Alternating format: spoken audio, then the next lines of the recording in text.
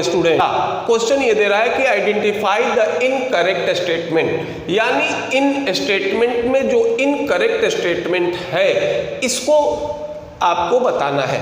सबसे पहला स्टेटमेंट दे रहा है कि Cr3+D3 यानी क्रोमियम 3+ में D में कितने 3 इलेक्ट्रॉन हैं, और ये कहता है कि Fe2+ में D ऑर्बिटल में 6 इलेक्ट्रॉन है। तो ये कहता है कि Cr3+ is stronger reducing agent than Fe2+ in water. अब देखिए इस क्वेश्चन नंबर 1 का पहले तो सॉल्यूशन ये होता है Cr3+, ये D3 सिस्टम है और ये हमारा क्या होता है, क्रोमियम का क्या होगा, स्टेबल स्टेट होगा। क्रोमियम +2 स्टेट में कम अस्थाई होता है, +3 स्टेट में क्या होंगे, ये अधिक अस्थाई होंगे। लेकिन अगर +4 स्टेट में जाओ, +5 स्टेट में जाओ तो क्रोमियम की स्टेबिलिटी +3 स्टेट से क्या होगी, कम होगी। और रिड्यूसिंग एजेंट का मतलब होता है कि जो इलेक्ट्रॉन का लॉस करे। तो जब Cr3+ इलेक्ट्रॉन का लॉस करेगा तो इस पर चार्ज क्या होंगे, ये बढ़ेंगे। तो जब इन पे चार्ज बढ़ेगा तो नेचुरल है कि ये +3 से +4 में जाए या +5 में जाए। चूंकि +3 स्टेट अधिक अस्थाई होता है इसलिए ये हमारे क्या होंगे, स्ट्रॉन्गर रिड्यूसिंग एजेंट नहीं होंगे। जबकि Fe2+ से Fe3+ में जा सकता है, और Fe2+ से अगर मान लो Fe3+ में जाए तो ये हो गया Fe2+, ये हो जाएगा D6 सिस्टम। और अगर मान लो ये इलेक्ट्रॉन लॉस करे तो ये जाएगा Fe3+, ये हो जाएंगे क्या, D5 सिस्टम। तो इस स्थिति में Fe2+ आसानी से Fe3+ में जा सकता है। तो Fe2+ हमारा स्ट्रॉन्गर रिड्यूसिंग एजेंट होगा, Fe3+ वीकर रिड्यूसिंग एजेंट होगा। तो फर्स्ट स्टेटमेंट क्या होंगे, ये गलत होंगे। दूसरा ये होता है कि ये कह रहा है कि ट्रांजिशन मेटल और उसके कंपाउंड ये कैटालिटिक प्रॉपर्टी शो करते हैं, और इनके कैटालिटिक प्रॉपर्टी शो करने का जो कारण होता है इनका मल्टीपल ऑक्सीडेशन स्टेट। तो कैटलिस्ट हम लोग कहते हैं कि जो रेट ऑफ रिएक्शन में परिवर्तन कर दे। तो जब ट्रांजिशन मेटल और उसके कंपाउंड एक से अधिक ऑक्सीडेशन स्टेट में कंपाउंड का फॉर्मेशन करते हैं तो ये क्या करते हैं, इंटरमीडिएट कंपाउंड का निर्माण करते हैं। और इंटरमीडिएट कंपाउंड का जब निर्माण करेंगे तो ये एक्टिवेशन एनर्जी के मान को कम कर देते हैं और रेट ऑफ रिएक्शन क्या होगा, ये बढ़ जाता है। इसीलिए ट्रांजिशन मेटल और उसके कंपाउंड कैटालिटिक प्रॉपर्टीज शो करते हैं। ये भी स्टेटमेंट हमारा क्या होगा, ये स्टेटमेंट क्या होगा, ये सही होगा। अब यह है कि interstitial compound are those that are formed when a small atom like carbon, hydrogen or nitrogen are trapped inside the crystal lattice of metal। ये हमारे क्या होते हैं, एलॉयज होते हैं। और इंटरस्टिशियल कंपाउंड कहेंगे कि जब ये मेटल क्रिस्टल लैटिस में इनको सेट करते हैं तो इनके बीच वॉइड्स या इंटरस्टिशियल स्पेस बन जाते हैं, और इस इंटरस्टिशियल स्पेस में छोटे एलिमेंट कार्बन हो गए, हाइड्रोजन या फिर नाइट्रोजन, ये क्या करते हैं, ये वॉइड्स में इंटर कर जाते हैं और ये बनाते हैं क्या, इंटरस्टिशियल कंपाउंड का निर्माण करते हैं। तो ये भी स्टेटमेंट हमारा क्या होगा, ये सही होगा। लेकिन फोर्थ स्टेटमेंट में देखो, फोर्थ ये कह रहा है कि CrO4 2- एंड Cr2O7 2-, इसमें क्रोमियम का ऑक्सीडेशन स्टेट समान नहीं है, जबकि इसमें देखिए क्रोमियम का ऑक्सीडेशन स्टेट समान है, CrO4 2-। तो देखो ऑक्सीजन का होता है कितना, -2 × 4 = -2, इसलिए क्रोमियम का ऑक्सीडेशन स्टेट हो जाएगा कितना, +6। और दूसरा ये था हमारा Cr2O4 2-, तो ये देखिए ये हो गया 2Cr2O7, ये हो जाएगा -14, या ऐसे कर लो, -2 × 7 = -2, और फिर हो जाएगा Cr बराबर हो जाएगा 12/2, ये हो जाएगा कितना, +6। अब ये देखिए दोनों में क्रोमियम का ऑक्सीडेशन स्टेट क्या है, सेम है। तो इसका आंसर क्या हो जाएगा, इसका आंसर होगा तुम्हारा क्या, ये 4 क्या होंगे, ये सही होंगे। अब देखो दूसरा क्वेश्चन ये कहता है कि hydrolysis of sugar given the following reaction, sugar के हाइड्रोलिसिस का रिएक्शन दिया हुआ है। अब देखिए Kc का मान दे रहा है 2 × 10⁻13 कब, एट 300 केल्विन, और ये कहता है कि डेल G या ये कहो डेल R रिएक्टेंट को इंडिकेट करेगा, G0 का मान ज्ञात करना है। अब देखिए ये फ्री एनर्जी चेंज और इक्विलिब्रियम कांस्टेंट, इसमें ये रिलेशन होता है डेल RG0 ये बराबर होता है -RT ln Kc। मान रखो R का मान कितना हो गया 8.314 यूनिट हो जाएगा joule kelvin inverse mole inverse, T हो जाएगा कितना 300 केल्विन इनटू ये होगा ln, Kc का मान होगा 2 × 10⁻13, ये हमारा इसका आंसर हो जाएगा। और ये कहेंगे कि इसका आंसर क्या हो जाएगा, ये ऑप्शन होता है हमारा क्या, फर्स्ट, ये ऑप्शन दिया हुआ है आंसर फर्स्ट इज करेक्ट, इसका फर्स्ट आंसर करेक्ट होगा। देखिए हम डायरेक्ट इसका सॉल्यूशन ही कर दे रहे हैं। अब मान लो ये भी संभव हो सकता है कि किसी सेट में ये फर्स्ट नहीं होकर मान लीजिए सेकंड हो, लेकिन इस सेट में फर्स्ट जो होगा ये इसका आंसर करेक्ट होगा। तो पहले इस आंसर को नोट डाउन कर लीजिए। अब तीसरा क्वेश्चन ये था कि एक रिएक्शन दिया हुआ है। अब देखो identify the compound CH3Cl2 in presence of light, ये दे रहा है X, और इसका हाइड्रोलिसिस करेंगे 373 या 100 डिग्री C या केल्विन 373 केल्विन पर, तो ये बनाता है क्या, बेंजल्डिहाइड। तो अब देखो क्वेश्चन नंबर 3। अब देखिए ये हो गया आपका CH3।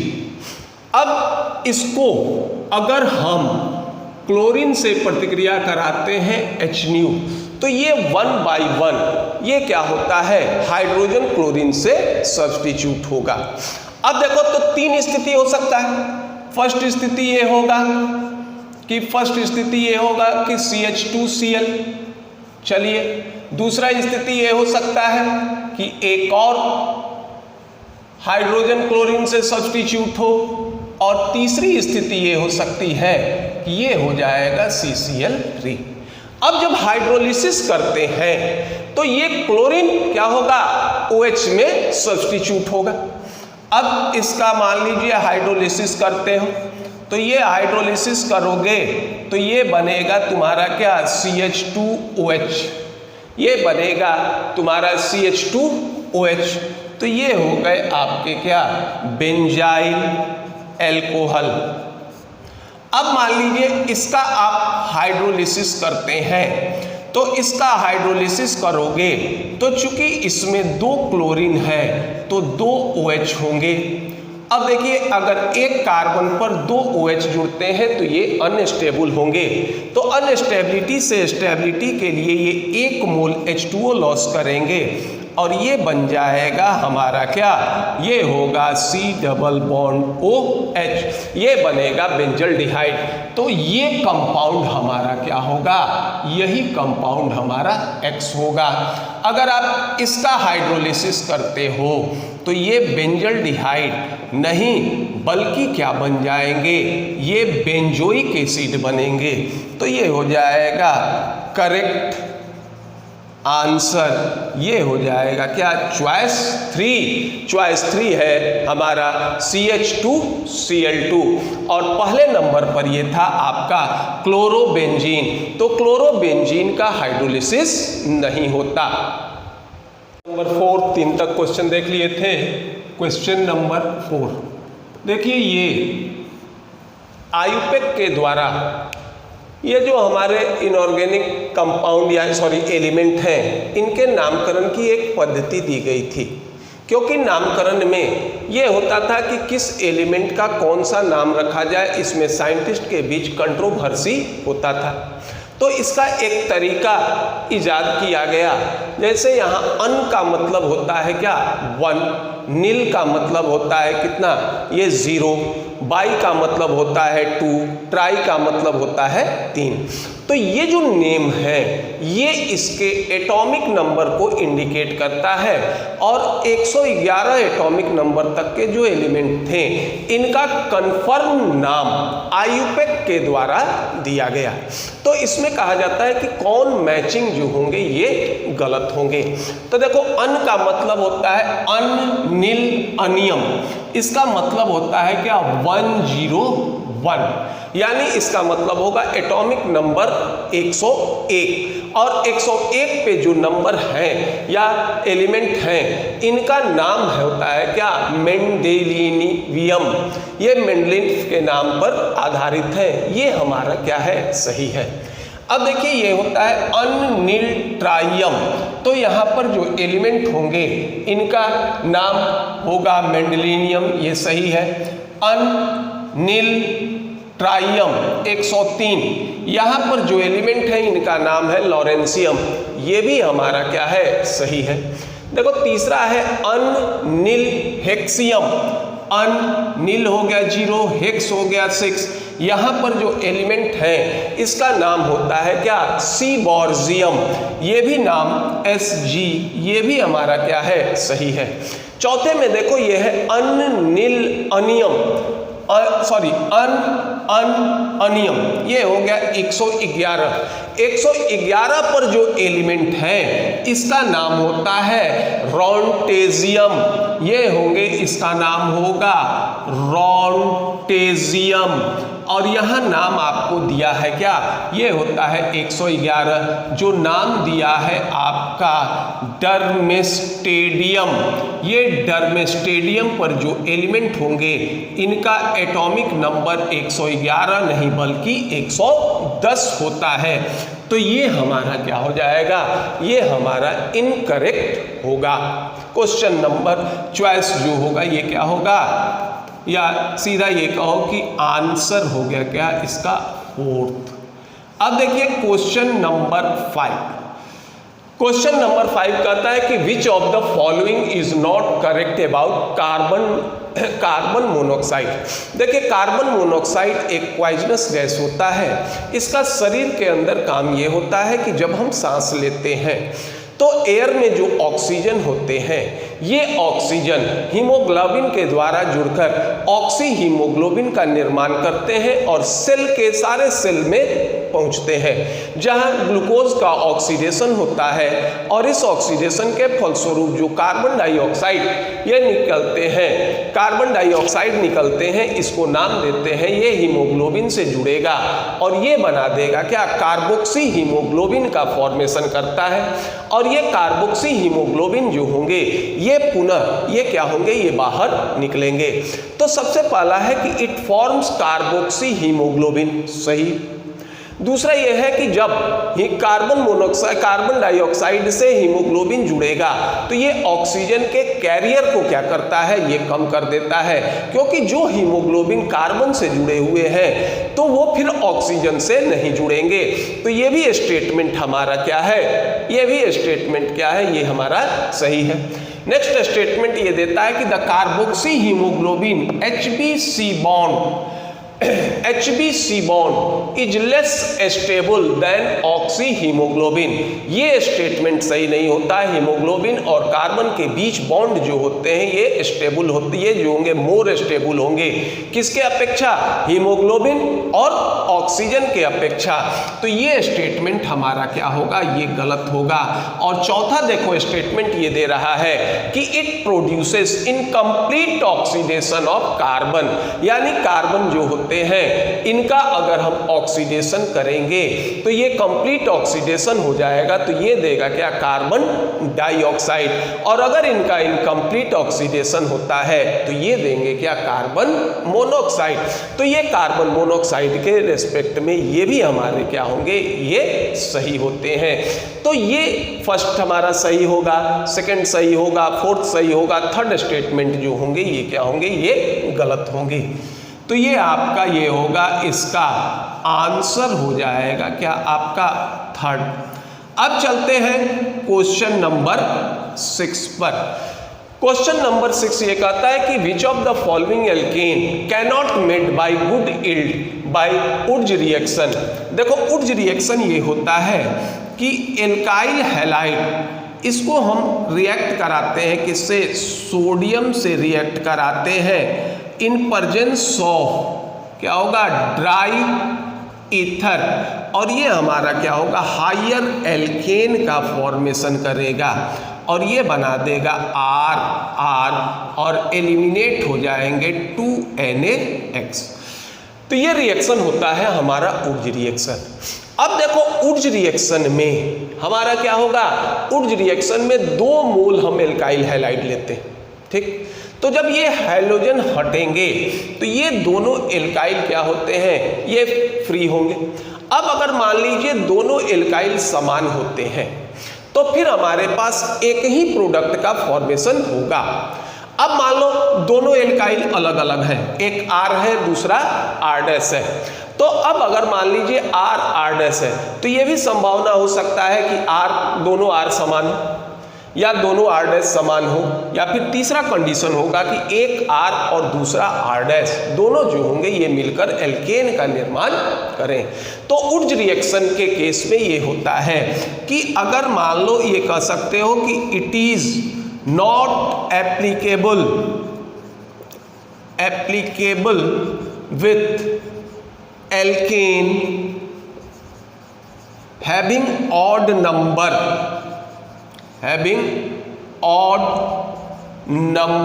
ऑफ कार्बन, यानी ऑड नंबर ऑफ अगर कार्बन होगा तो बट नेचुरल है कि दोनों एल्काइल समूह क्या होंगे, ग्रुप क्या होंगे, अलग अलग होंगे, और उस स्थिति में हमको एक एल्केन नहीं बल्कि मिक्सचर ऑफ एल्केन का निर्माण होगा। तो देखिए फर्स्ट चॉइस है जिसको दिए हैं क्या, एन हेक्सेन नॉर्मल हेक्सेन यानी 6 कार्बन का एल्केन। तो उस स्थिति में हमारा क्या हो जाएगा, R और R' दोनों हमारे क्या हो जाएंगे, प्रोपाइल क्लोराइड होंगे। अब दूसरा चलिए यह है 2,3-डाइमिथाइल ब्यूटेन। 2,3-डाइमिथाइल ब्यूटेन का मतलब ये हो जाएगा कि ये भी हमारा सिमेट्रिकल मॉलिक्यूल है, यहाँ दोनों एल्काइल हमारे क्या हो जाएंगे, 2-क्लोरोप्रोपेन हो जाएंगे, ये भी हमारा सिमेट्रिकल है। अब देखिए एन हेप्टेन में कार्बन की संख्या 7 होगी और नॉर्मल का मतलब है कि ये स्ट्रेट चेन में होंगे। तो ये तभी संभव है जब इस एक एल्काइल में 3 कार्बन हो और दूसरे में क्या हो, 4 कार्बन हो। तो दोनों एल्काइल अगर अलग अलग होंगे तो हमको एक कार्बन का या एक एल्केन का मिक्सचर नहीं बल्कि मिक्सचर ऑफ एल्केन बनेंगे। तो ये हमारा एन हेप्टेन का निर्माण तो होगा, लेकिन इसमें प्रोडक्ट जो होंगे इसकी परसेंटेज मात्रा क्या होगी, ये कम होगी, और इसका आंसर होगा क्या, थर्ड, यानी एन हेप्टेन उर्ज रिएक्शन से बनेगा लेकिन इसका यील्ड जो होगा ये क्या होगा, ये कम होगा। Number 7 paper chromatography. देखिए पेपर क्रोमेटोग्राफी ये एग्जाम्पल होता है किसका, थीन क्रोमेटोग्राफी का। देखो इसके अंतर्गत ये होता है कि कलर इम्प्यूरिटीज़ या फिर ये कह सकते हैं कलर मिक्सचर को ये हम लोग सेपरेट करते हैं। इसमें एक कॉलम होता है जिसमें हम लोग पेपर या लुगदी को डाल देते हैं और इसमें जिस भी इम्प्यूरिटीज़, लेकिन शर्त ये होना चाहिए कि ये हमारा कलर्ड कंपाउंड होना चाहिए, इसको उस लुगदी पर एब्जॉर्ब करा देते हैं और इसके बाद इसके ऊपर एक ऐसे कंपाउंड का सॉल्यूशन डालते हैं जिसमें दोनों कंपाउंड सॉल्युबल हों, लेकिन इसकी सॉल्युबिलिटी में अंतर होता है। जिसकी सॉल्युबिलिटी अधिक होती है वो क्या होगा, ये इल्यूट के साथ पहले आएगा, और कलर में अंतर होने के कारण जैसे जैसे इनमें डिफरेंस नजर आने लगेगा और कलर के कारण ये हमको पता चलेगा कि कौन सा कलर पहले आता है, और इसको हम लोग क्या करेंगे, एब्जॉर्ब कर लेंगे, और इसका उपयोग हम लोग कलर सब्सटेंस के सेपरेशन के लिए करते हैं। तो क्वेश्चन नंबर 7, इसका आंसर क्या हो जाएगा, इसका आंसर हो जाएगा 3rd, यानी पेपर थिन लेयर क्रोमेटोग्राफी। अब देखिए क्वेश्चन नंबर 8, क्वेश्चन नंबर 8 ये हमारा कुछ कंट्रोवर्शियल है। यह कहता है कि आइडेंटिफाई द करेक्ट स्टेटमेंट, सही स्टेटमेंट चुनिए। यह कहता है कि wrought iron is impure iron with 4% carbon. ये स्टेटमेंट हमारा क्या है, गलत है। और ये जो रॉट आयरन होते हैं, इस रॉट आयरन में 0.2 to 0.25% कार्बन होता है, इसमें 4% कार्बन नहीं होंगे। दूसरा यह है कि blister copper has blistered appearance due to evolution of CO2, कि ब्लिस्टर कॉपर में जो फफोले पड़ते हैं इसके अपीयरेंस का कारण क्या होता है, कार्बन डाइऑक्साइड। लेकिन इसके अपीयरेंस का कारण ये क्या होता है, कार्बन डाइऑक्साइड नहीं होता है बल्कि सल्फर डाइऑक्साइड गैस होता है। ये भी स्टेटमेंट हमारा क्या है, गलत है। अब ये देखिए, vapour phase refining is carried out by निकल। वेपर फेज रिफाइनिंग में निकल का हम लोग क्या करते हैं, रिफाइनिंग करते हैं, लेकिन इसका नाम वान आर्केल मेथड नहीं होता बल्कि इसका नाम होता है, ये क्या होता है, इसका नाम देते हैं माउंड प्रोसेस देते हैं। ये जो होगा ये माउंड प्रोसेस देते हैं। इस प्रोसेस में ये होता है, निकल को कार्बन मोनोऑक्साइड के साथ गर्म करते हैं और निकल कार्बोनिल का फॉर्मेशन हो जाता है, और ये वोलाटाइल होते हैं। इसको गर्म करोगे तो निकेल अलग हो जाएगा और कार्बन मोनोऑक्साइड क्या हो जाएंगे, ये एलिमिनेट होंगे। दूसरा प्रोसेस देखो, ये हमारा दे रहा है जिसको नाम देते हैं वान आर्केल मेथड। वान आर्केल मेथड में जनरली ये होंगे कि इससे हम लोग क्या करते हैं, जिरकोनियम या टिटानियम का रिफाइनिंग करते हैं। इसमें प्रतिक्रिया कराते हैं, किससे, आयोडीन से प्रतिक्रिया कराएंगे और इसका आयोडाइड बना लेते हैं, और ये आयोडाइड हमारा वोलाटाइल होंगे और इसको गर्म करके हम प्योर मेटल प्राप्त करते हैं। जनरली ये होता है कि वान आर्केल मेथड, इससे हम लोग इससे जो मेटल का रिफाइनिंग करते हैं इसकी प्यूरिटी काफ़ी अधिक होती है। स्पेस सेंटर में यूज होने वाले मेटल, इनका रिफाइनिंग हम लोग इस मेथड से करते हैं। और चौथा में देखो, ये कहता है कि pig iron can be mould in a variety of shape. Pig iron जो होते हैं, ये जो हमारा पिग आयरन होगा, इस पिग आयरन में 4% कार्बन होता है एज ए इम्प्यूरिटीज, और इसके कारण ये हमारा क्या होता है, ब्रिटल होता है। तो ब्रिटल के होने के कारण इसको हम वेराइटी ऑफ शेप में क्या कर सकते हैं, ढाल नहीं सकते हैं। तो इसका आंसर हो जाएगा क्या, 3rd बेस्ट चॉइस हो जाएगा। आंसर ऑप्शन हो जाएगा इसका क्या होगा, 3rd। अब देखते हैं क्वेश्चन नंबर 9। क्वेश्चन नंबर 9 में ये देता है कि out of which the correct order of increasing field strength of ligand to form coordinate compound. देखो, कोऑर्डिनेट कंपाउंड में सेंट्रल मेटल के साथ एक लिगेंड होते हैं, ठीक। ये लिगेंड की विशेषता ये होगी कि ये d ऑर्बिटल के इलेक्ट्रॉन को या तो पेयर कर दें या फिर पेयर नहीं करें। इसके लिए ये यूज होता है या इसके लिए रिस्पॉन्सिबल होते हैं लिगेंड। तो ये जो लिगेंड होते हैं इनको फील्ड स्ट्रेंथ के अनुसार ये बढ़ते हुए क्रम में व्यवस्थित किया गया है, और इस क्रम को नाम देते हो स्पेक्ट्रोकेमिकल सीरीज। इसको नाम देते हैं स्पेक्ट्रोकेमिकल सीरीज कहते हैं। और इस सीरीज में लिगेंड का जो फील्ड स्ट्रेंथ होता है इसके अनुसार इसको व्यवस्थित किया गया है। तो ये जो क्रम दिए जा गए हैं इसमें जो पहला क्रम होता है ये सही होगा। ये साइनाइड, इसका फील्ड स्ट्रेंथ सबसे अधिक होता है। इसके बाद होगा क्या, C2O4 यानी ऑक्सलेट। इसके बाद होगा क्या, फ्लोराइड। और इसके बाद हो जाएगा क्या आपका, इसके बाद हो जाएगा ये आपका साइनाइड। नहीं, ये हो गया साइनाइड, ये हो गया ऑक्सलेट, ये होंगे इस तरह से। ये हो जाएगा तुम्हारा सबसे अधिक होता है साइनाइड। इसके बाद हो जाएगा क्या तुम्हारा ऑक्सलेट। ये सीक्वेंस उल्टा, साइनाइड, ऑक्सलेट, HCN, ये उल्टा है। ये इस तरह से सीक्वेंस होंगे। तो सिर्फ साइनाइड हमारा स्ट्रॉन्ग फील्ड का लिगेंड होता है, बाकी ये सारे जो होंगे ये वीक फील्ड के लिगेंड होंगे। तो साइनाइड डी ऑर्बिटल के इलेक्ट्रॉन को पेयर अप कर देगा, बाकी के लिगेंड क्या होंगे, डी ऑर्बिटल के इलेक्ट्रॉन को पेयर अप नहीं करेंगे। ये सीक्वेंस होगा साइनाइड सबसे अधिक, उसके बाद हो जाएंगे C2O4 2- यानी ऑक्सलेट, इसके बाद होगा फ्लोराइड और इसके बाद होगा आइसोथायोसाइनेट। तो यहाँ ये हो जाएंगे, आंसर हो जाएगा फर्स्ट। ये हमारा क्या हो जाएगा, ये करेक्ट होगा। 10 ये कहता है कि देखिए urea reacts with water to form a compound, to form a compound which decompose to B when passed through Cu2 plus aqueous deep blue coloration color solution C is formed. What is the formula of C? देखो urea हो गया, ये करते हैं, ये हो गया आपका क्या, यूरिया। अब इस यूरिया का अगर हम हाइड्रोलिसिस करते हैं तो ये बना देगा आपका अमोनिया देगा, प्लस कार्बन डाइऑक्साइड देगा और जल देंगे।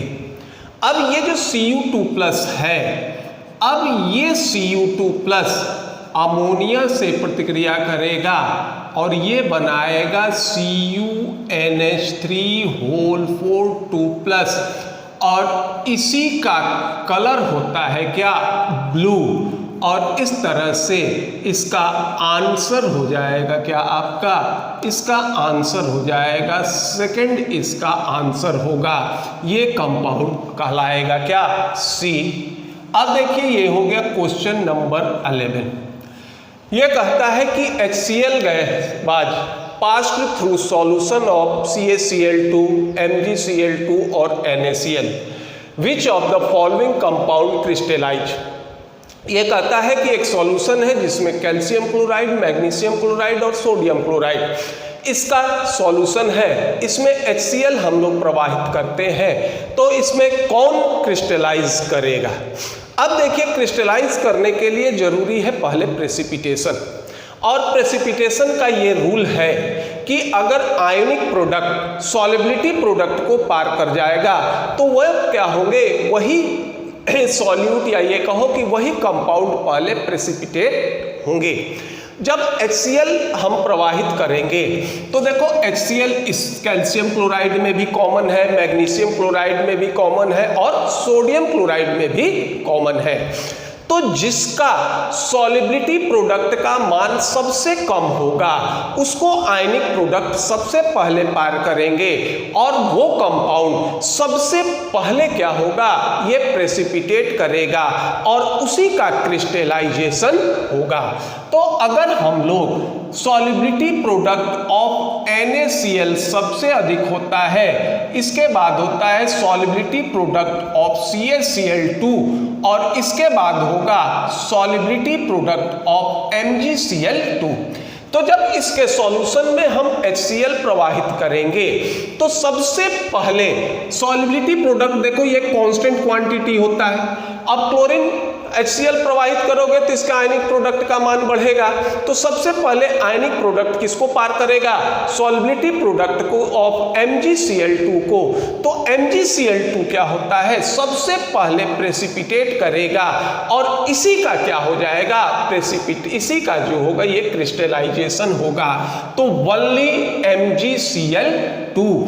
तो इसका आंसर हो जाएगा क्या? इसका आंसर हो जाएगा 3। तो इसके सॉल्युबिलिटी प्रोडक्ट का मान, MgCl2 के सॉल्युबिलिटी प्रोडक्ट का मान कम होने के कारण ये सबसे पहले प्रेसिपिटेट करेगा और इसका क्रिस्टलाइजेशन भी सबसे पहले होगा। अब है क्वेश्चन नंबर 12। ये कहता है कि calculate the spin, only spin magnetic moment of Cr2+। तो देखो ये होता है μs = √n+2bm।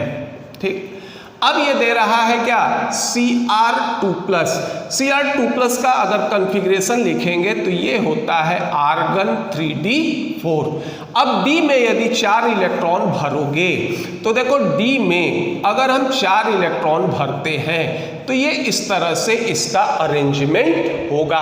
तो जब इसका अरेंजमेंट इस तरह से होगा तो अब आप देखिए n का मान क्या हो जाएगा? 4। ये n इंडिकेट करता है किसको? Number of unpaired electron. अब देखो n का मान रखो तो ये μs बराबर हो जाएगा, ये होगा n का मान हो गया 4 + 2bm और ये हो जाएगा μs बराबर √24 और इसका मान आता है 4.89 या ये हो गया 4.90 और इसका आंसर हो जाएगा आपका क्या होगा? इसका आंसर हो जाएगा आपका सेकंड। अब ये क्वेश्चन नंबर 13। अब देखिए क्वेश्चन नंबर 13 को ये इसको मैच करना है। अब देखो ये होगा कार्बन मोनोऑक्साइड और H2, दूसरा होता है टेम्पोररी हार्डनेस ऑफ वाटर, तीसरा हो रहा है हमारा क्या? ये है B2H6 और चौथा है हमारा क्या? H2O2। तो देखिए क्वेश्चन नंबर ये हो जाएगा 13, ये हो गया A B C D। अब मिक्सचर ऑफ कार्बन मोनोऑक्साइड और हाइड्रोजन गैस ये होता है हमारा क्या? सिंथेसिस गैस, यानी एक का हो गया क्या आपका? थर्ड। बी है हमारा टेम्पोररी हार्डनेस ऑफ वाटर। ये जानते हैं कि वाटर में जो टेम्पोररी हार्डनेस होता है ये होता है मैग्नीशियम बाइकार्बोनेट और कैल्शियम बाइकार्बोनेट के कारण होगा। तो बी का हो जाएगा क्या? 1। B2H6 ये बोरॉन का हाइड्राइड होता है। इसमें इलेक्ट्रॉन की कमी के कारण दो तरह के बॉन्ड होते हैं, एक होता है 2 सेंटर्ड बॉन्ड और दूसरा होता है 3 सेंटर्ड बॉन्ड। तो ये होते हैं क्या? Electron deficient hydride. ये बोरॉन का हाइड्राइड होगा जिसमें इलेक्ट्रॉन की कमी होगी, तो ये हो गया सेकेंड। और H2O2 ये हमारा इसका बुक टाइप स्ट्रक्चर होता है और ये हमारा क्या होगा? Non planar. तो ये हो जाएगा 4। तो ये इसका सीक्वेंस होगा और यहाँ आंसर होता है क्या? आंसर इसका होगा 1 is correct. Answer 1 is correct. Question number 14, ये देखिए क्वेश्चन नंबर 14, ये इसमें एक रिएक्शन दे रहा है। ये है 2Cl gas goes to Cl2 gas. देखो ये हो गया हमारा एटॉमिक फॉर्म, ये हो गया मॉलिक्यूलर फॉर्म। एटॉमिक फॉर्म से अगर हम लोग मॉलिक्यूलर फॉर्म में जाते हैं तो क्लोरीन एटम के बीच बॉन्ड का फॉर्मेशन होगा और ये रिएक्शन होगा क्या हमारा? Exothermic change. और ये जानते हैं कि एक्सोथर्मिक चेंज के लिए ΔH का मान होता है नेगेटिव, यानी ΔH लेस देन 0, यानी ΔHR जो होंगे ये लेस देन 0 होंगे। दूसरा ये जानते हैं कि एज टेम्परेचर डिक्रीजेस एंट्रोपी, यानी ΔS जो होगा ये भी क्या होगा? ये हो जाएगा डिक्रीजेस, इसलिए ΔS ये भी हो जाएंगे क्या, लेस देन 0। ये जानते हैं कि जैसे जैसे टेम्परेचर बढ़ता है डिसऑर्डरनेस बढ़ेगा और इंट्रॉपी इंक्रीज करेगा, क्योंकि इंट्रॉपी डिसऑर्डरनेस का मेजरमेंट होता है। अब देखो यहाँ पर क्या हो जाएगा, ये सीक्वेंस हो जाएगा डेल आर एच, ये हो जाएगा लेस देन 0, और डेल आर एस ये भी हो जाएगा लेस देन 0। तो इसका आंसर हो जाएगा क्या आपका, ये होगा आंसर 4। ये आंसर 4 इसका करेक्ट होगा। अब देखो क्वेश्चन नंबर 15, ये कहता है कि किसी सिलेंडर में नाइट्रोजन और आर्गन ये गैस भरे हुए हैं। नाइट्रोजन का लिया गया है 7 ग्राम और आर्गन लिया गया है कितना, 8 ग्राम। ये कहता है कि यदि सिलेंडर का पार्शियल प्रेशर 27 बार है तो नाइट्रोजन का पार्शियल प्रेशर ज्ञात कीजिए। तो देखो ये होता है सूत्र, पार्शियल प्रेशर बराबर होता है क्या आपका, mole fraction into total pressure. तो देखो पार्शियल प्रेशर ऑफ नाइट्रोजन अगर ज्ञात करो तो मोल फ्रैक्शन ऑफ नाइट्रोजन ये कितने के बराबर होगा, मोल ऑफ नाइट्रोजन। नाइट्रोजन हो गया 7, एटॉमिक वेट हो गया कितना 28, mole of nitrogen plus mole of argon. Argon का वेट था 8 ग्राम और एटॉमिक वेट था 40, और 27 हो गया इसका क्या, 27 हो जाएगा इसका टोटल प्रेशर। अब इसको अगर सॉल्व करो तो ये हो जाएगा 0.25 अपॉन 0.25 अपॉन 0.20 इंटू 27, और इसको अगर हम लोग सॉल्व करते हैं तो ये आ जाएगा आपका कितना आ जाएगा, इसको सॉल्व करोगे तो ये आएगा 15 बार, यानी इसका आंसर हो जाएगा क्या, आपका आंसर हो जाएगा 3रा। अब चलिए क्वेश्चन नंबर 16।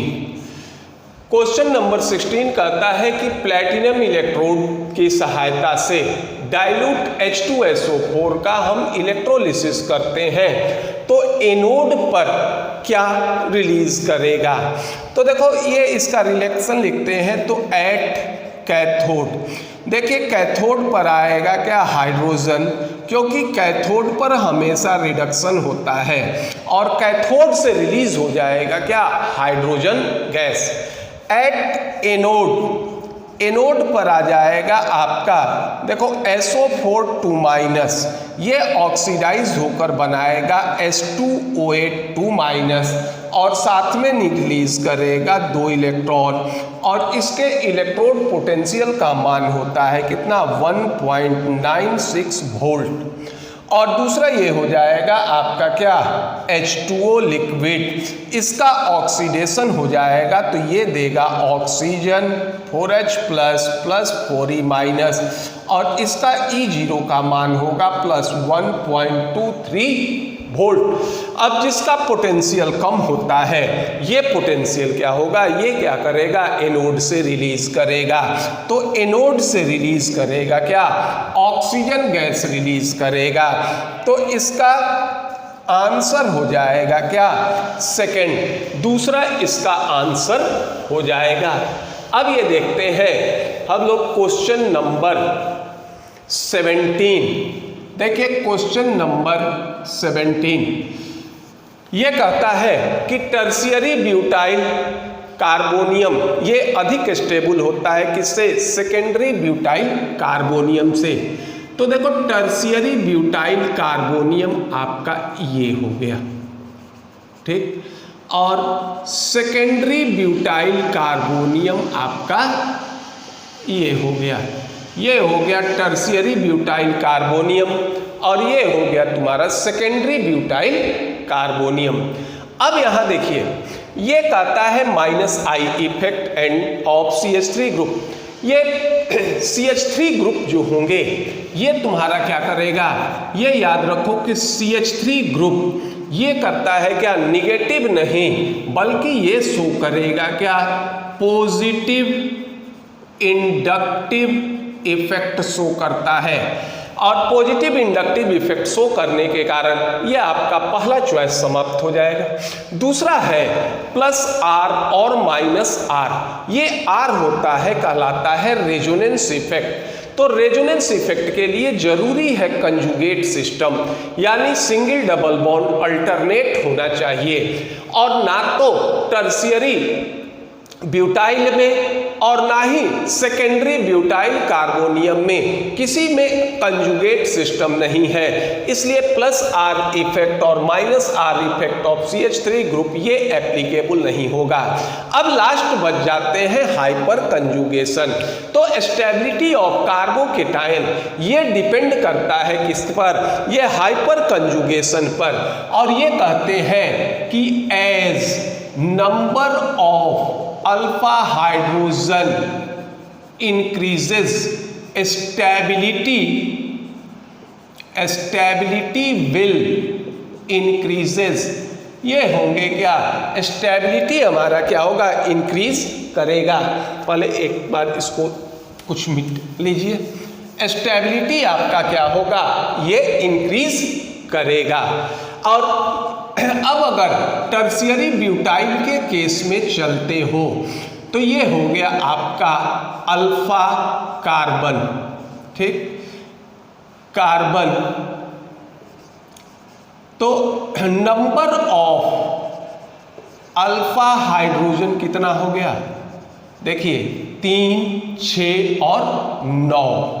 और दूसरा ये हो जाएगा आपका CH3H प्लस, ये हो जाएगा आपका 2 डिग्री ब्यूटाइल कार्बोकेटायन। ये था आपका 3 डिग्री ब्यूटाइल कार्बोकेटायन। और इसमें देखो ये हो गया अल्फा कार्बन। तो नंबर ऑफ अल्फा हाइड्रोजन, इसकी संख्या हो गई कितनी, 6। इसलिए क्या हो जाएगा, हाइपर कंजुगेशन से टर्शियरी कार्बोकेटायन अधिक स्टेबल होंगे। तो इसका आंसर हो जाएगा क्या, ये हो जाएगा 4। और इस तरह से हाइपर कंजुगेशन के सहायता से ये इंडिकेट कर देंगे कि टर्शियरी ब्यूटाइल कार्बोनियम अधिक स्टेबल होगा किससे, सेकेंडरी ब्यूटाइल कार्बोनियम से। नंबर 18, क्वेश्चन नंबर 18 ये कह रहा है कि ग्लूकोज का ऑक्सीडेशन करते हैं और ऑक्सीडेशन ऑफ ग्लूकोज में बहुत सारे एंजाइम्स पार्टिसिपेट करते हैं। तो इसमें ग्लूकोज के ऑक्सीडेशन से जो ATP का सिंथेसिस होता है, इसके लिए कौन से मेटल आयन रिस्पॉन्सिबल होते हैं।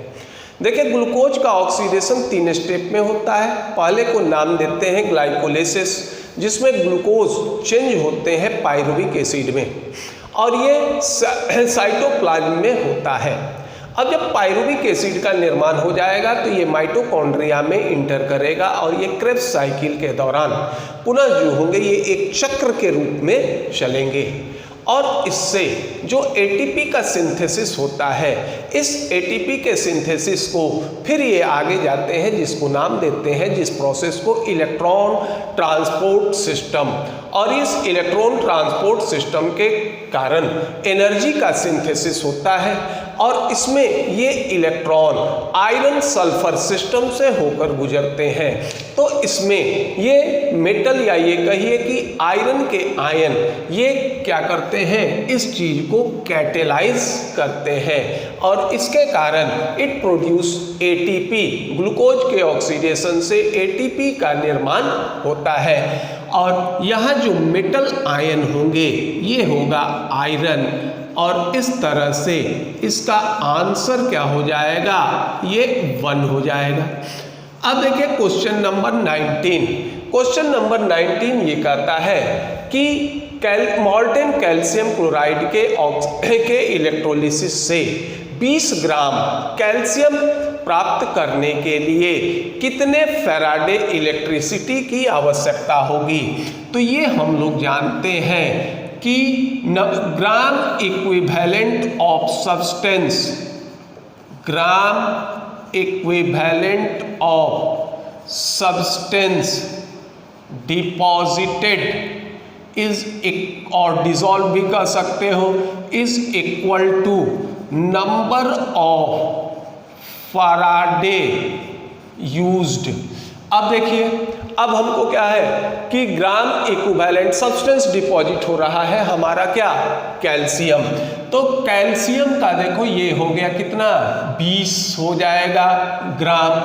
इसका इक्विवेलेंट वेट भी होता है कितना, 20, क्योंकि Ca2+ ये हो जाएगा m/2, यानी m होता है इसका कितना, 40/2, ये हो गया 20 ग्राम इक्विवेलेंट होता है, equivalent weight by equivalent weight. तो ये हो जाएगा क्या, 1 ग्राम इक्विवेलेंट कैल्शियम क्या होंगे, ये डिपॉजिट होंगे।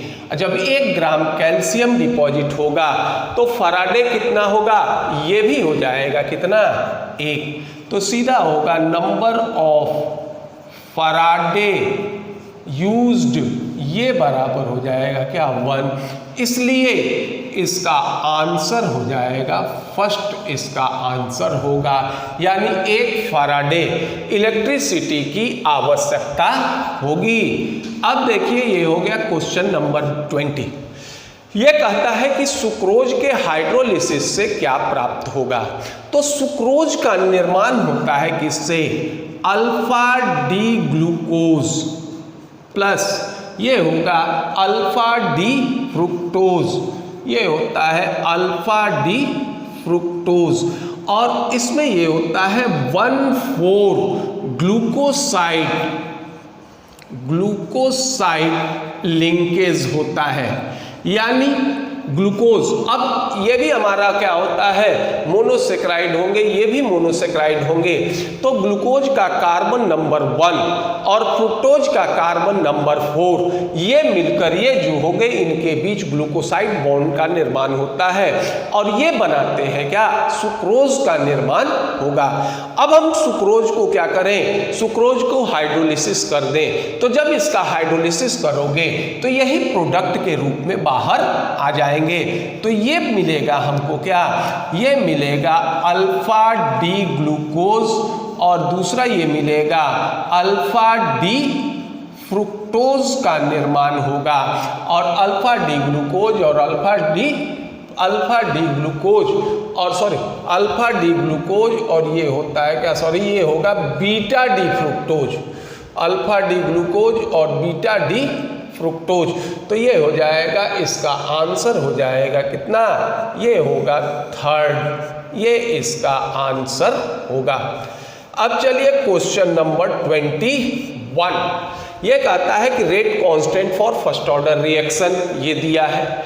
ये दिया है कि कोई रिएक्टेंट जो 2 ग्राम से 0.2 ग्राम हो जाता है, तो फर्स्ट ऑर्डर के लिए T बराबर होगा 2.303/K log A0/A। मान रख दो 2.303, K का मान दिया हुआ है 4.606 इंटू 10⁻⁻3, ये होगा log 2/0.20। ये हो जाएगा देखिए 0.5 इंटू 10⁻3 और ये कट जाएगा 1, तो ये हो जाएगा log 10, ये हो जाएगा आपका 500 सेकेंड। ये इन यूनिट था सेकेंड इनवर्स, log 10 का मान होता है 1, तो 500 सेकेंड। इसलिए इसका आंसर क्या हो जाएगा, इसका आंसर 3rd सही होगा। Question number 22। क्वेश्चन नंबर 22 देखिए, ये कहता है एनिसोल। एनिसोल को कहते हैं हम लोग फिनाइल मिथाइल ईथर।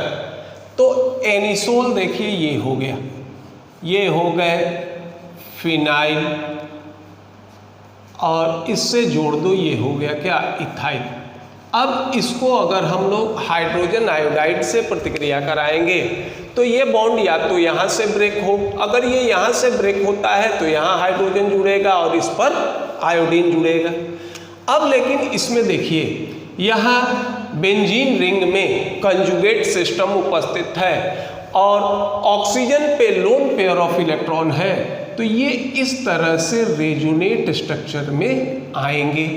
अब इसका दूसरा रेजोनेट स्ट्रक्चर ये हो जाएगा, देखो यहाँ बॉन्ड क्या हो जाएगा, ये हाइब्रिड कैरेक्टर को प्राप्त हो जाएगा। और जैसे ही ये हाइब्रिड कैरेक्टर को प्राप्त होगा, अब ये बॉन्ड यहाँ से ब्रेक नहीं होगा। तो ये बॉन्ड ब्रेक होगा कहाँ, यहाँ से ब्रेक होगा। तो ऑक्सीजन पर जुड़ेगा हाइड्रोजन और मिथाइल हाइड्रोजन आयोडीन जुड़ जाएगा किस पर, मिथाइल पर। और इस तरह से ये प्रोडक्ट बनेंगे। एक हो जाएगा आपका फेनॉल और दूसरा हो जाएगा मिथाइल आयोडाइड। और इस तरह से इसका आंसर फर्स्ट होगा। और या ये भी कह सकते हो कि अगर कोई भी फिनाइल मिथाइल ईथर होते हैं और उसको अगर हम हाइड्रोजन आयोडाइड से प्रतिक्रिया कराते हैं तो फेनॉल हमारा एक प्रोडक्ट होगा। तो ये होगा आंसर, फेनॉल और मिथाइल आयोडाइड। अब देखो ये हो गया क्वेश्चन नंबर 23। ये कहता है रिएक्शन बिटवीन बेंजल्डिहाइड एंड एसीटोफेनॉल। इसको अगर हम लोग डाइल्यूट NaOH से प्रतिक्रिया कराते हैं तो ये किस तरह का रिएक्शन का एग्जाम्पल होगा। देखिए यहाँ समान दो रिएक्शन होते हैं, एक होता है एल्डोल कंडेंसेशन और दूसरा होता है कैनिजारो। तो एल्डोल कंडेंसेशन के लिए जरूरी होता है कि अल्फा हाइड्रोजन उपस्थित होना चाहिए और कैनिजारो के लिए ये जरूरी है कि अल्फा हाइड्रोजन उपस्थित नहीं हो। इन दोनों रिएक्शनों में एल्डिहाइड या कीटोन के 2-2 मोल की आवश्यकता होती है। अब जिसमें अगर एल्डोल कंडेंसेशन कराते हो तो एक मोल के पास अल्फा हाइड्रोजन हो, दूसरा मोल के पास अगर अल्फा हाइड्रोजन नहीं हो तो भी रिएक्शन होगा, लेकिन उसको नाम देंगे क्या, क्रॉस एल्डोल कहेंगे। और इसी तरह से अगर मान लीजिए हमारा एल्डिहाइड अलग अलग होता है तो वो एग्जाम्पल होगा, अगर कैनिजारो रिएक्शन करे तो ये क्रॉस कैनिजारो का उदाहरण होगा। अब देखिए हमारे पास जो रिएजेंट है, रिएक्टेंट है, एक है बेंजल्डिहाइड। बेंजल्डिहाइड के पास कोई अल्फा हाइड्रोजन नहीं है, जबकि एसीटोफेनॉन के पास हमारा एक अल्फा हाइड्रोजन है। देखो ये हो गया तुम्हारा बेंजल्डिहाइड और ये हो गए आपके एसीटोफेनॉन। ये हो गया तुम्हारा बेंजल्डिहाइड और ये हो गए क्या तुम्हारे एसीटोफेनॉल। तो अब एक से हमारा एल्डोल हो सकता है, दूसरे से कैनिजारो होगा, लेकिन ये हमारा अल्फा हाइड्रोजन एसीटोन हमारा क्या होता है, ये कम रिएक्टिव होता है, या कीटोन हमारा कम रिएक्टिव होगा, इसलिए एसीटोफेनॉन के अल्फा हाइड्रोजन कम एसिडिक होते हैं। दूसरा ये है कि बेस अगर डाइल्यूट होता है तो ये कैनिजारो रिएक्शन होगा और बेस अगर कंसंट्रेट होगा तो एल्डोल होगा। चूंकि यहाँ बेस क्या है, डाइल्यूट है। साथ साथ दूसरा कंडीशन है एसीटोफेनॉन। एसीटोफेनॉन के अल्फा हाइड्रोजन कम एसिडिक होंगे, अतः ये एल्डोल कंडेंसेशन नहीं बल्कि क्या होगा, क्रॉस कैनिजारो होगा। ये हो जाएगा क्या, एग्जाम्पल होगा क्रॉस कैनिजारोज रिएक्शन का एग्जाम्पल होगा और इसका आंसर हो जाएगा क्या, थर्ड। अगर यही हमारा क्या कहा जाता है, ये कहते कि अगर कंसंट्रेटेड NaOH होता तो ये हो जाता क्या तुम्हारा क्रॉस एल्डोल का। अब नेक्स्ट चलते हैं, ये है क्वेश्चन नंबर 24। ये कहता है कि इनमें से कौन एमिनो एसिड बेसिक है। एमिनो एसिड में 2 ग्रुप होते हैं, एक होता है एमीन और दूसरा होता है कार्बोक्सिलिक एसिड। तो अगर मान लीजिए कार्बोक्सिलिक एसिड के कारण कोई भी चीज एसिडिक होगा और एमीन के कारण या NH2 समूह के कारण बेसिक। अगर मान लो जितना एमीन की संख्या है, ग्रुप की संख्या है, उतना कार्बोक्सिलिक एसिड, तो ये एमिनो एसिड हमारा न्यूट्रल होगा। अगर कार्बोक्सिलिक एसिड की संख्या अधिक, एमीन की संख्या कम, तो ये हमारा एसिडिक होगा। और अगर तुम्हारा ये एमिनो एसिड की संख्या कम होगी, अधिक होगी, और कार्बोक्सिलिक एसिड की संख्या कम होगी, तो ये हमारा बेसिक होगा। तो देखो सेरीन, एलानीन और थायरोसिन ये जो होते हैं, इनमें जितना कार्बोक्सिलिक एसिड की संख्या होगी ठीक उतनी ही क्या होगा NH2 का। जैसे मान लो ये है हमारा सेरीन, सेरीन का स्ट्रक्चर होता है तुम्हारा CH2OH, ये होगा CHNH2COOH, ये हमारा क्या हो जाएगा, ये होगा न्यूट्रल। इसी तरह से पहले इसको मिटा लें और ये हो जाएंगे न्यूट्रल। अब दूसरा देखो एलानीन, ये हो जाएगा एलानीन, ये भी हमारा क्या होता है न्यूट्रल होता है। इसका स्ट्रक्चर होगा CH3CHNH2COOH। देखिए जितना एक कार्बोक्सिलिक एसिड और एक NH2 समूह। तीसरा होगा जिसको नाम देते हो थायरोसिन,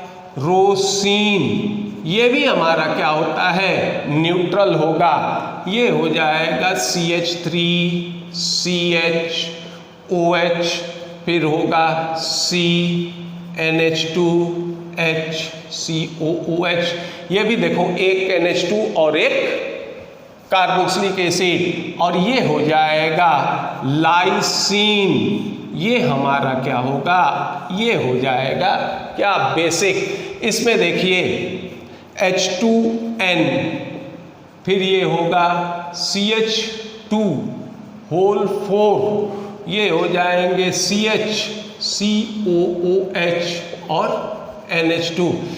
इसमें देखो एमीन ग्रुप की संख्या 2 हो गई, कार्बोक्सिलिक एसिड हो गया कितना 1, और इस तरह से आंसर इसका क्या हो जाएगा, इसका आंसर हो जाएगा 4। Question number 25। अब देखिए क्वेश्चन नंबर 25, ये है 2-ब्रोमोपेंटीन। देखिए ये हो गया आपका 2-ब्रोमोपेंटीन, इस तरह से ये बना दे रहे हैं। ये हो गया 2-ब्रोमोपेंटीन, इससे बनना है क्या 2-पेंटीन। अब इससे बना देते हैं, ये हो गया देखो CH3CH डबल बॉन्ड CH2CH3, ये बनता है 2-पेंटीन। अब ये आपको बताना है कि इसमें क्या क्या इंडिकेट हो रहा है। फर्स्ट ये है कि एलिमिनेशन रिएक्शन है। एलिमिनेशन रिएक्शन 3 प्रकार के होते हैं। एक को कहते हैं अल्फा एलिमिनेशन, दूसरे को कहते हैं बीटा एलिमिनेशन, तीसरे को कहते हैं गामा एलिमिनेशन। अगर मान लीजिए एक कार्बन से दोनों ग्रुप एलिमिनेट हो तो अल्फा, अगर लगातार कार्बन से तो बीटा, और एडजेसेंट कार्बन से तो क्या होगा गामा।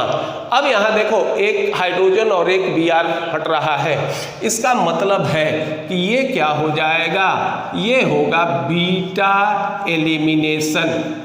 अब देखिए दूसरा ये होता है, क्या है जेटेस रूल, ये कहता है कि किस फेवरेट या ये कहो कि वही एल्केन का निर्माण होगा जो अधिक अस्थाई होता है। तो अगर ये ब्रोमीन और ये हाइड्रोजन हटेगा तो 2-पेंटीन, अगर मान लो ये हट गया तो ये बन जाएगा क्या आपका, ये बन जाएगा आपका 1-पेंटीन बनेगा, ये हो जाएगा 1-पेंटीन का निर्माण करेगा। तो ये कहता है ये नियम बना क्या हमारा 2-पेंटीन। ये कहता है कि वो एल्कीन अस्थाई होगा जिसमें डबल बॉन्ड से अधिक एल्काइल ग्रुप जुड़ेंगे। तो डबल बॉन्ड बियरिंग कार्बन से देखो इसमें एक एल्काइल ग्रुप जुड़ा है, और इसमें देखिए ये क्या है 2 एल्काइल ग्रुप, यानी ये बना, ये होगा क्या मोर स्टेबल, ये होगा मोर स्टेबल, और ये होंगे क्या आपके लेस स्टेबल। तो दूसरा भी नियम का पालन किया, ये क्या है जेटसेव रूल, ये दूसरा भी होगा, देखो ये पालन किया, ये होगा जेटसेव रूल का पालन किया।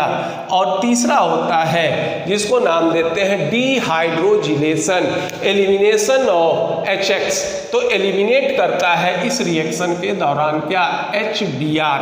तो तीसरा ये हो जाएगा, इसका भी पालन करता है डिहाइड्रो हैलोजिनेशन, ये भी सही है। चौथा हो गया डिहाइड्रेशन। डिहाइड्रेशन का मतलब होता है एलिमिनेशन ऑफ वाटर, तो ये सही नहीं होगा। तो इसमें A, B और C तीनों सही हैं, तो ये हो जाता है आंसर 1। अब ये देखिए, ये हो गया क्वेश्चन नंबर 26। यह कहता है कि किसी भी रिएक्शन में कंसंट्रेशन ऑफ रिएक्टेंट अगर बढ़ा चेंज कर देते हैं तो क्या चेंज होगा, या कंसंट्रेशन ऑफ रिएक्टेंट बढ़ा देते हैं तो देखो किसी भी रिएक्शन का एक्टिवेशन एनर्जी चेंज नहीं होता। एक्टिवेशन एनर्जी ये कंसंट्रेशन ऑफ रिएक्टेंट पर निर्भर नहीं करते, ना ही heat of reaction. Heat of reaction किस पे निर्भर करता है, number of moles of reactant पर निर्भर कर सकता है, टेम्परेचर पर निर्भर कर सकता है, लेकिन कंसंट्रेशन ऑफ रिएक्टेंट पर निर्भर नहीं करता। ठीक उसी तरह से थ्रेशोल्ड एनर्जी, ये भी threshold energy increase of concentration of reactant पर निर्भर नहीं करता। अब ये होता है कॉलिजन फ्रीक्वेंसी। तो कॉलिजन फ्रीक्वेंसी हम लोग कहते किसको है, देखो कॉलिजन फ्रीक्वेंसी कहते हैं number of collision per unit time, per unit volume, इसको कहते हैं क्या, कॉलिजन फ्रीक्वेंसी। तो जब कंसंट्रेशन ऑफ रिएक्टेंट बढ़ेगा तो रिएक्टेंट के मॉलिक्यूल की संख्या बढ़ेगी और कॉलिजन फ्रीक्वेंसी क्या हो जाएगा, चेंज करेगा।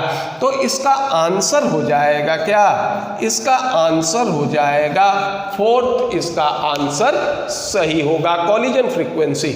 नंबर 27, ये हो गए क्वेश्चन नंबर 27। देखो ये है ल्यूटेटियम 71-175। ये आपको कहता है कि इसमें आपको बताना है प्रोटॉन, न्यूट्रॉन और इलेक्ट्रॉन। तो किसी भी सिंबल के लेफ्ट साइड जो नीचे के तरफ जो संख्या लिखते हैं वो एटॉमिक नंबर को बताता है, यानी प्रोटॉन को। तो नीचे के तरफ लिखा हुआ है 71, तो प्रोटॉन की संख्या हो गई 71। न्यूट्रल एटम में जितना प्रोटॉन होता है उतना ही इलेक्ट्रॉन होगा। और न्यूट्रॉन की संख्या निकालते हैं एटॉमिक मास में से, एटॉमिक नंबर घटा दे तो 175 में से 71 घटा दीजिए तो ये हो जाएगा कितना, 104। यानी ये हो गया 71, 104 एंड 71 प्रोटॉन, न्यूट्रॉन और इलेक्ट्रॉन। तो इसका आंसर हो जाएगा फर्स्ट। Question number 28।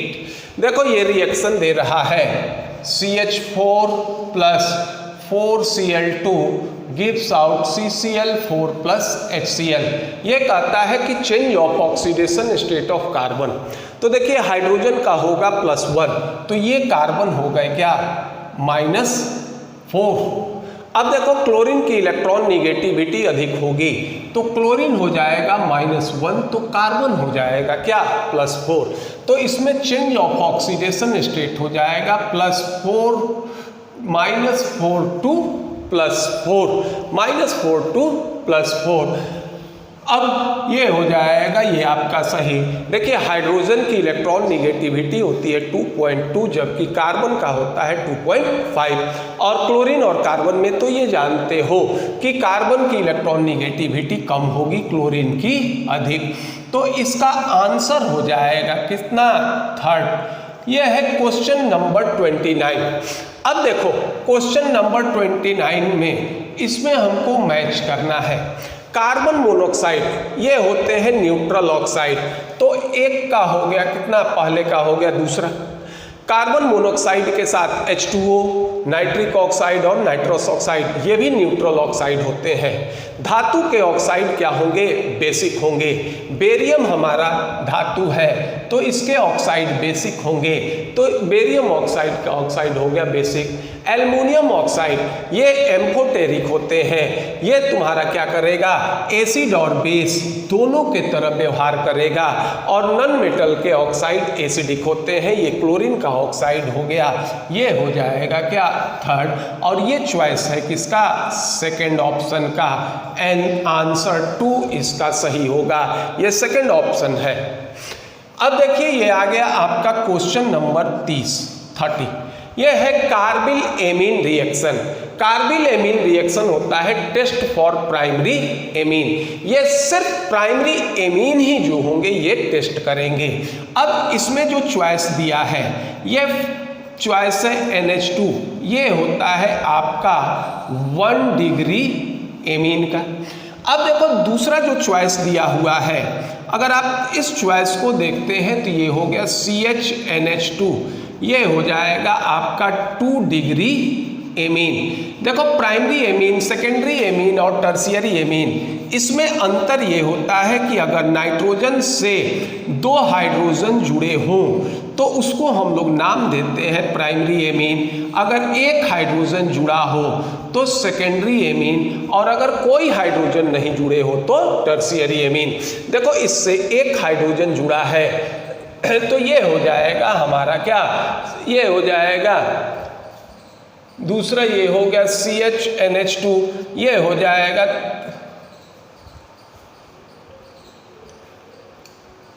ये इस तरह का नहीं है, देखिए यहाँ एक गड़बड़ है, ये हो गया C, ये हो गया CH, ये था NCH3H, ये होगा NCH3 और ये होगा H, ये होगा सेकेंडरी एमीन। और तीसरा जो चॉइस था ये भी हमारा क्या होता है? ये हो गया आपका NHC2H5, ये भी हो जाएगा सेकेंडरी एमीन। तो सिर्फ एक प्राइमरी एमीन है तो इसका आंसर हो जाएगा क्या? फर्स्ट। इसका आंसर हो जाएगा फर्स्ट। तो इसको जो होगा नोट कर लीजिए, फिर आगे की तरफ बढ़ते हैं। अब है क्वेश्चन नंबर 31 ये कहता है कि एडियाबेटिक कंडीशन में कोई गैस एक्सपैंड करता है। तो एडियाबेटिक कंडीशन में हम लोग ना तो सिस्टम को हीट एनर्जी दे सकते हैं, ना ही सिस्टम सराउंडिंग को एनर्जी दे सकता है। तो एडियाबेटिक कंडीशन के लिए Q का मान हम क्या लिखते हैं? 0। अगर एडियाबेटिक कंडीशन में कोई वर्क डन होता है तो ये जानते हैं कि अगर वर्क डन होगा तो उसके लिए एनर्जी की आवश्यकता होगी, जबकि हम लोग एडियाबेटिक कंडीशन में सिस्टम को कोई एनर्जी नहीं देते।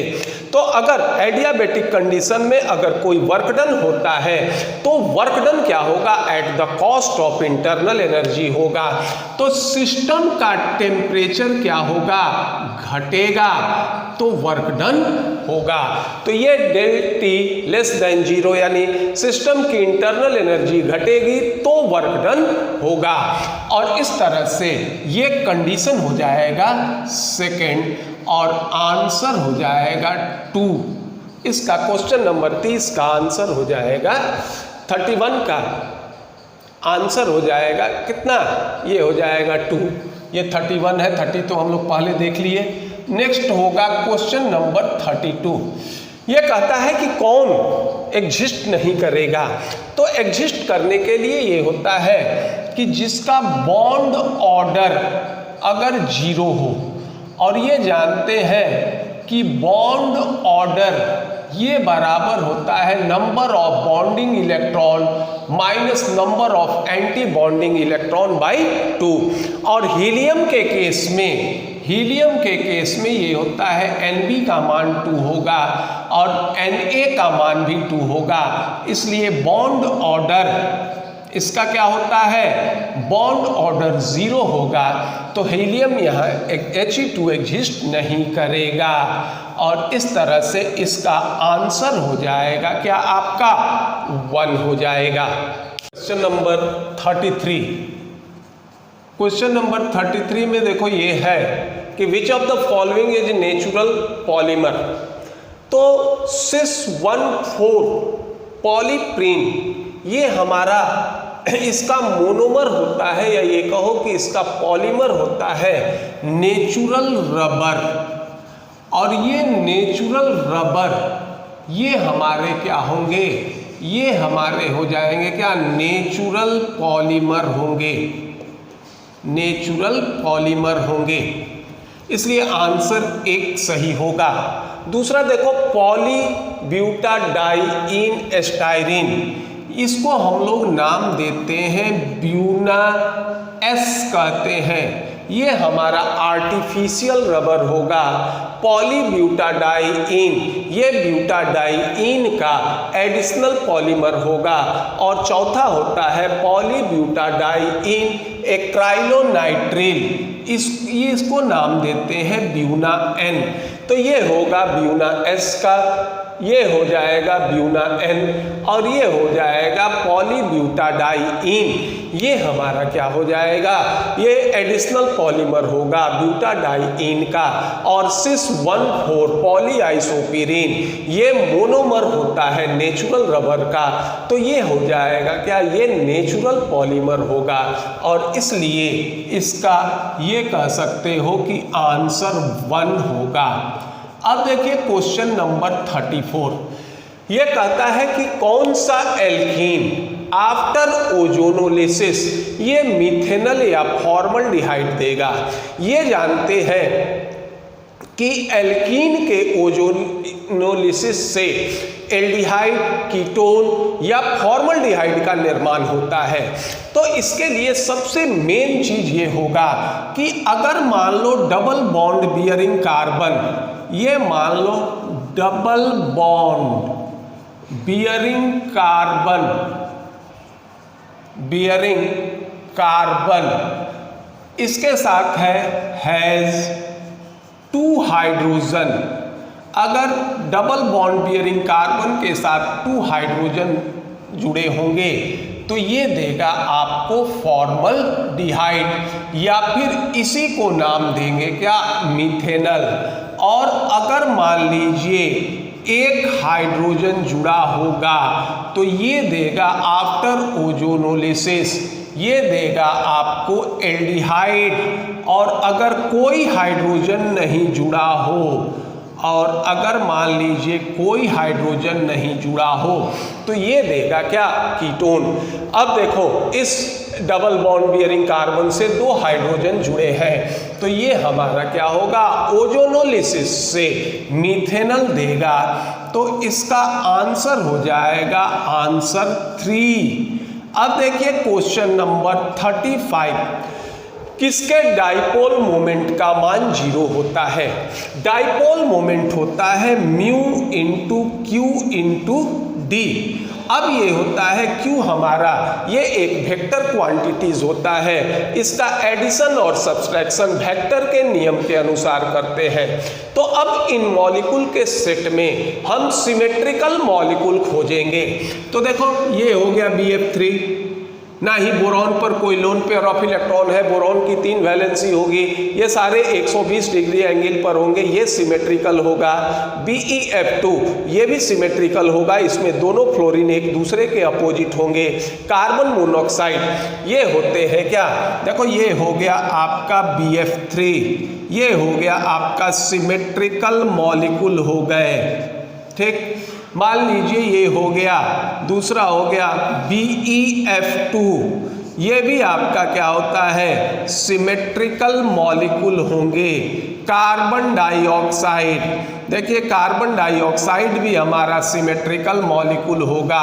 और साथ साथ 1,4 डाइक्लोरोबेंजीन, ये भी सिमेट्रिकल होंगे। तो इन सिमेट्रिकल के कारण इनके डाइपोल मोमेंट का मान क्या हो जाएगा? 0 हो जाएगा। तो इसका आंसर हो जाएगा क्या? 4। इस सेट में जो भी मॉलिक्यूल है सब सिमेट्रिकल होते हैं और इसके कारण इसके डाइपोल मोमेंट का मान 0 होगा। तो पहले इसको नोट डाउन कर लीजिए। अब चलते हैं नेक्स्ट क्वेश्चन नंबर 36 पर। 36 ये कहता है कि द फ्रीजिंग पॉइंट डिप्रेशन, ये हो गया आपका question number 36। Freezing point depression ये KF का मान देता है 5.12 केल्विन किलोग्राम मोल इनवर्स और किसी सॉल्यूशन की मोलालिटी दे रहा है 0.078, ये दे रहा है मोलालिटी 78 और ये कहता है कि इसका डिप्रेशन ऑफ फ्रीजिंग पॉइंट निकालिए। तो डेल F बराबर होगा KF इंटू M। KF हो गया 5.12, ये हो गया 0.078, इसको वैल्यू निकालोगे ये हो जाएगा 0.3998 और इसको राउंड ऑफ करोगे तो 0.40 और इस तरह से इसका भी आंसर हो जाएगा क्या? आपका 3। अब चलिए क्वेश्चन नंबर 37, ये कहता है कि कौन सा मिक्सचर ये हमारा आइडियल होगा, ये कौन नॉन आइडियल होता है। और नॉन आइडियल में 2 प्रकार होते हैं, एक पॉजिटिव डेविएशन और दूसरा निगेटिव डेविएशन। अब यहाँ स्थिति ये होता है, देखो PA बराबर P0AXA और दूसरा होता है P0B इंटू XB। जो इस नियम का पालन करेगा वो आइडियल होगा। अगर मान लीजिए ये वैल्यू अधिक है और ये कम है तो ये क्या होगा? Positive deviation. और अगर मान लीजिए PA का मान कम हो, इसका मान अधिक हो तो ये हो जाएगा क्या? Negative deviation.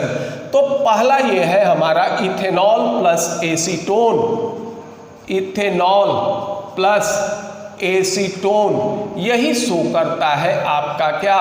Positive deviation. और पॉजिटिव डेविएशन में नंबर ऑफ मॉलिक्यूल्स जो होंगे ये बढ़ेंगे।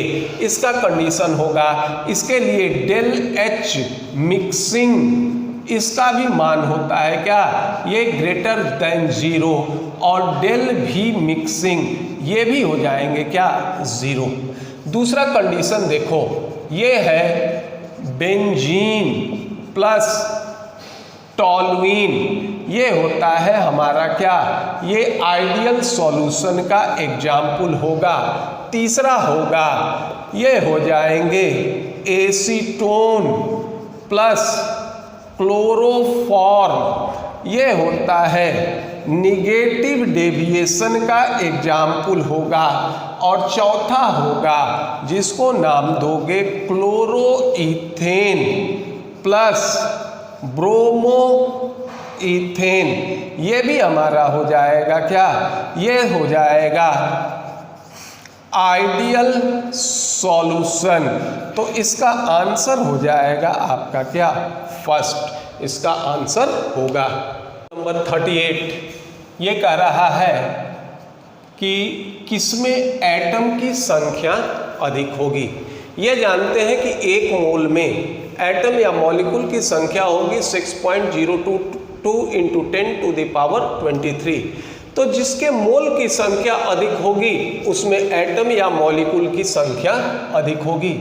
तो अगर मान लो इसमें फर्स्ट चॉइस है 1 ग्राम AU, तो 1/108 इंटू 6.023 इंटू 0.222 इंटू 10⁻23। दूसरा देखिए, दूसरा है 1 ग्राम mg का होता है 24, 6.022 इंटू 10⁻23। तीसरा देखो ये कहता है 1 ग्राम O2, तो एटम की संख्या है तो हम एटॉमिक वेट ले रहे हैं 16, तो 1 इंटू क्या हो जाएगा 16 इंटू 6.022 इंटू 10⁻23 और चौथा होगा 1 ग्राम लिथियम। लिथियम का एटॉमिक वेट होता है 7 इंटू 6.022 इंटू 10⁻23। अब देखो 10⁻23 क्या हो जाएगा कॉमन, जिसका डी न्यूमरेटर सबसे कम होगा उसका मान क्या होगा, सबसे अधिक। तो ये हो जाएंगे क्या, सबसे अधिक एटम की संख्या किसमें हो जाएगी, 1 ग्राम लिथियम में। तो इसका आंसर हो जाएगा क्या, ये हो जाएगा 4। अब देखो क्वेश्चन नंबर 39। अब देखिए क्वेश्चन नंबर 39 में कह रहा है कि आइडेंटिफाइड द करेक्ट स्टेटमेंट। ये है carbon dioxide is used as refrigerant for ice cream and frozen food. देखिए कार्बन डाइऑक्साइड की सॉल्युबिलिटी वाटर में काफ़ी कम होती है। सॉलिड कार्बन डाइऑक्साइड को हम ड्राई आइस करते हैं, लेकिन इसकी सॉल्युबिलिटी कम होने के कारण ये रेफ्रिजरेंट में आइसक्रीम और फ्रोजन फूड के लिए उपयोग में नहीं लाया जाएगा। पहला स्टेटमेंट गलत। दूसरा ये कहता है कि स्ट्रक्चर ऑफ C16, इसको बकमिनिस्टर फुलेरीन भी कहते हैं। इसमें 60 कार्बन होते हैं, प्रत्येक कार्बन 3 अन्य कार्बन से जुड़ा होता है और इसकी स्थिति ये होगी कि इसमें देखो फेस की संख्या होती है 32 और 6 मेंबर्ड रिंग, इसको कह सकते हो कि इसमें 6 मेंबर्ड रिंग जो होते हैं इनकी संख्या होती है 20 और 5 मेंबर्ड रिंग जो होंगे इनकी संख्या होगी 12। जबकि ये दे रहा है कि इसमें 6 मेंबर्ड रिंग जो होंगे इसकी संख्या होती है कितनी, 6। ये 12 contain 12 6 यानी 12 जो होगा ये 6 रिंग, जबकि होता है 20। ये भी स्टेटमेंट गलत होगा। तीसरा ये था ZSM5, ये एक जियोलाइट होता है जिसका फुल फॉर्म होता है जियोलाइट एस्कैनी मोबाइल। ये होता है जियोलाइट, ये होगा सोकैमी मोबाइल 5, इसका नाम ये होता है। और ये करता है क्या, इसका काम ये होगा कि ये अल्कोहल को गैसोलीन में कन्वर्ट कर देगा। तो ये कह सकते हो कि it convert alcohol to gasoline, ये अल्कोहल टू गैसोलीन, तो ये हमारा सही होगा। और चौथा ये था कि कार्बन मोनोऑक्साइड ये हमारा कलरलेस और ऑर्डरलेस गैस होता है, ये भी हमारा सही है। तो ए बी नहीं बल्कि सी डी गलत होगा, सही होगा। तो इसका स्टेटमेंट हो जाएगा, इसका आंसर हो जाएगा क्या, इसका आंसर होगा 4, यानी 3rd और 4th सी और डी ये हमारे सही होंगे। अब है क्वेश्चन नंबर 40। क्वेश्चन नंबर 40 में देखो एक टर्म आता है जेटा पोटेंशियल। अब यह है कि जेटा पोटेंशियल ये हमको किस चीज की या कोलाइडल सॉल्यूशन के किस प्रॉपर्टी को इंडिकेट करता है। तो जब कोलाइडल सॉल्यूशन का फॉर्मेशन होता है तो इसमें केटायन के ऊपर एक जो होंगे ये आयन का रिंग या ये कहो आयन जो होते हैं ये एड्सॉर्ब होते हैं और इस लेयर को नाम देते हो प्राइमरी लेयर कहते हैं या फिक्स्ड लेयर कहते हैं। और इसके बाद ये एड्जॉर्प्शन मीडिया ये कह सकते हो कि कोलाइडल सॉल्यूशन का जो मीडियम होता है डिस्पर्स मीडियम, इससे अपोजिट आयन इसके दूसरे लेयर पर क्या होते हैं, एड्जॉर्ब कर जाते हैं और ये लेयर फिक्स नहीं होता बल्कि मोबाइल होता है। अब दोनों विपरीत आवेश के बीच जो पोटेंशियल होता है उसको नाम देते हैं जेटा पोटेंशियल कहते हैं। और ये जेटा पोटेंशियल क्या करेगा, स्टेबिलिटी ऑफ कोलाइडल पार्टिकल इसको इंडिकेट करता है। ये स्टेबिलिटी ऑफ कोलाइडल पार्टिकल से रिलेट होता है। तो क्वेश्चन नंबर 40 का आंसर हो जाएगा क्या हमारा, ये आंसर हो जाएगा 3rd stability of colloidal particle. अब ये देखते हैं क्वेश्चन नंबर 41। ये कहता है कि कोई एलिमेंट जिसका बॉडी सेंटर्ड स्ट्रक्चर है। तो बॉडी सेंटर्ड स्ट्रक्चर के लिए एज लेंथ बराबर होता है क्या, 4/√3r। तो r बराबर क्या हो जाएगा, ये होगा √3/4 इंटू r। अब क्वेश्चन में देखो एज लेंथ दे रहा है तो r का मान निकालोगे तो r बराबर होगा √3/4 और एज लेंथ दे रहा है 288 पिकोमीटर। और इस तरह से ये हो जाएगा, इसका आंसर हो जाएगा, आंसर 1 हो जाएगा। क्वेश्चन नंबर 42 ये कहता है कि इनमें से कौन केटायनिक डिटर्जेंट है। देखिए केटायनिक डिटर्जेंट में सबसे पहला ये है कि केटायनिक पार्ट जो होंगे ये डिटर्जेंट होंगे सोडियम लॉराइल सल्फेट। तो देखो फर्स्ट जो है ये हमारा क्या होता है, एनायोनिक डिटर्जेंट होता है, यानी सोडियम लॉराइल सल्फेट, सोडियम स्टायरेट, ये हमारा क्या होता है, ये फैट होता है।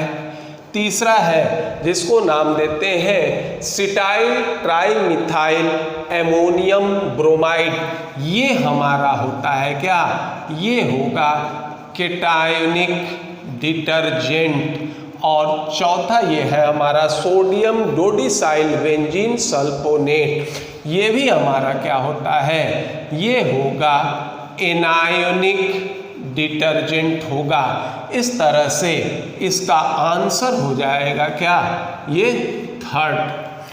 अब देखो नेक्स्ट है क्वेश्चन नंबर 43। अब इसमें मिथाइल मैग्नीशियम क्लोराइड से एसीटोन का रिएक्शन कराते हैं तो क्या प्रोडक्ट मिलेगा। तो देखिए इसमें ये होता है, जैसे हम ये ले लेते हैं मिथाइल मैग्नीशियम क्लोराइड, ठीक है, इसको अगर प्रतिक्रिया करा दो किससे, प्रतिक्रिया कराएंगे फॉर्मल्डिहाइड से, तो ये बनाता है 1 डिग्री एल्कोहल। अगर मान लो इसको हम एल्डिहाइड से प्रतिक्रिया कराते हैं तो ये बनाएगा सेकेंडरी एल्कोहल का निर्माण करेगा। और अगर हम इसको कीटोन से प्रतिक्रिया कराएं तो ये बनाएगा क्या, टर्शियरी एल्कोहल देगा। तो देखो एसीटोन हमारा कीटोन है, इसको अगर मिथाइल मैग्नीशियम क्लोराइड से प्रतिक्रिया कराएं तब इसका हाइड्रोलिसिस करें तो ये बनाएगा टर्शियरी एल्कोहल। तो आइसोप्रोपाइल एल्कोहल हो गया हमारा secondary alcohol, secondary butyl alcohol, ये भी सेकेंडरी ब्यूटाइल हो गया, ये होगा टर्शियरी ब्यूटाइल एल्कोहल, ये टर्शियरी एल्कोहल होगा। तो इसका आंसर क्या हो जाएगा, 3। अब देखिए क्वेश्चन नंबर 44, ये जानते हैं कि इक्विलिब्रियम स्थिति में KSP सॉल्युबिलिटी प्रोडक्ट बराबर होता है किसके, ये बराबर होता है किसके, आयोनिक प्रोडक्ट के बराबर होगा। अब देखो निकल हाइड्रोक्साइड, ये निकल हाइड्रोक्साइड का आयोनाइजेशन होगा Ni2+ प्लस 2OH-। अब मीडियम हमारा क्या है, NaOH का, तो ये आयोनाइज होकर देंगे Na+ प्लस OH-। अब देखो यहाँ OH- कॉमन हो जाता है तो ये इक्विलिब्रियम को बैकवर्ड डायरेक्शन में शिफ्ट कर देगा और NaOH का आयोनाइजेशन सप्रेस हो जाएगा। तो सॉल्यूशन में जितना OH- आएगा वो सारा का सारा OH- कौन देगा, NaOH देगा। और NaOH का कंसंट्रेशन कितना है, 0.1 m है। तो अब देखिए अगर मान लो ये होता है 1, ये इसका आयनिक प्रोडक्ट है कितना, 2 × 10⁻⁻15 बराबर हो जाएगा Ni2+ इंटू ये होगा 0. ये हो जाएगा इंटू 0.1 का क्या हो जाएगा स्क्वायर, ये बराबर हो जाएगा किसके KSP के, क्योंकि ये OH माइनस NaOH से आएगा। अब इसको मल्टीप्लाई करोगे तो ये हो जाएगा 0.01, या ये कह सकते हो 2 × 10⁻⁻15 × 1 × 10⁻, क्या हो जाएगा 1 × 10⁻⁻2, और ये हो जाएंगे KSP बराबर 2 × 10⁻⁻13। इसको जोड़ दोगे तो प्लस माइनस ये हो जाएगा प्लस माइनस माइनस साइन हो जाएगा। अब इसका आंसर हो जाएगा क्या, ये होगा 1।